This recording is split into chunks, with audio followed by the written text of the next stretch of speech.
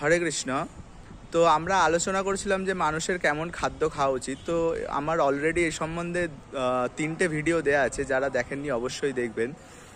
তো দেখুন, মানুষের জন্য কিন্তু কত কিছু তৈরি হয়েছে, জেল তৈরি হয়েছে, থানা তৈরি হয়েছে, পুলিশ তৈরি হয়েছে, কোর্ট তৈরি হয়েছে, কিন্তু পশুরা কিন্তু ভাগবত অনুসারে জীবনযাপন করেন বলে তাদের কিন্তু কোনো চিন্তা নেই, কোনো কোনো জীবজন্তুরই কোনো এসব চিন্তা নেই। যেমন একটা বাঘ আমার বাড়িতে বেগুন খেতে আসে না, আমার বাড়িতে কিন্তু কোনো বাঘ কিন্তু বেগুন খেতে আসে না। তাহলে আমরা কেন বাঘের বাড়িতে হাড্ডি খেতে যাই? কিন্তু এটা কিন্তু খুব ভেবে দেখার বিষয়। তো কোনো বাঘ তো আসেনি যে আমার বেগুন দিয়ে খাবো, তো আমরা কেন বাঘের বাড়িতে এই হাড্ডি চিবাতে যাই আমরা জানি না। তো এটি হচ্ছে আমাদের অন্যায়, পাপ বা অপরাধ। তো সত্যি এটা কিন্তু আমাদের ভীষণ অন্যায়, পাপ, অপরাধ। তো এগুলো থেকে যারা দূরে থাকবেন অতি অবশ্যই অনেক মঙ্গল হবে।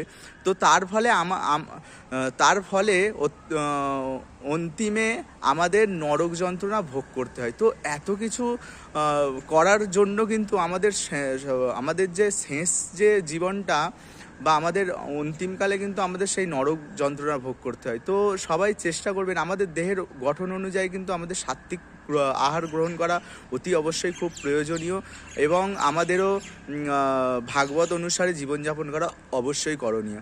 হরে কৃষ্ণ।